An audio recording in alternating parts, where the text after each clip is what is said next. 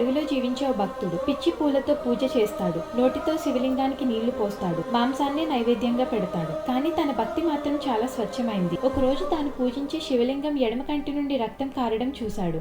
శివ, నీ నొప్పిని నేను తట్టుకోలేను అని అడవి ఆకులతో పసురు చేసి రాశాడు. కానీ రక్తం ఆగలేదు. అప్పుడు తిన్నడు ఏం చేశాడో తెలుసా? తన కన్నునే తీసి శివుడి కంటికి పెడతాడు. రక్తం ఆగిపోతుంది. ఇప్పుడు కుడి కంటి నుండి కూడా రక్తం కారుతుంది. ఒక్క క్షణం కూడా ఆలోచించకుండా మరో కన్ను కూడా తీసి పెట్టే ముందు రెండు కళ్ళు కూడా పోతే చూపు ఉండదు కాబట్టి ఆ కంటిని ఎక్కడ పెట్టాలో ఎలా తెలుస్తుంది అని తన కాలుని శివలింగం మీద పెట్టి రెండో కంటిని కూడా పొడుచుకోబోయేసరికి శివుడు ప్రత్యక్షమై తన ప్రేమకు ముగ్ధుడై తిన్నడును తన కళ్ళనే శివుడి కోసం ఇచ్చేశాడు. కాబట్టి ఇంకా అప్పటి నుంచి తిన్నని భక్త కన్నప్పగా పిలుస్తారు అని శివుడు వరాన్ని ప్రసాదించి తిన్నని తనలో ఐక్యం చేసుకుని మోక్షాన్ని ప్రసాదించారు. మనకి ధర్మాలు, పూజలు, నియమాలు అలాంటివి ఏమీ తెలియకపోయినా సరే ఆ శివుడి పట్ల మనకు నిజమైన భక్తి గనక ఉంటే మహాశివుడు కరుణించి ఖచ్చితంగా మనకి దర్శనం ఇస్తాడు అని అనడానికి ఇదే నిదర్శనం. కంటెంట్ నచ్చితే లైక్ చేసి మరిన్ని వీడియోస్ కోసం సబ్స్క్రైబ్ చేసుకోండి.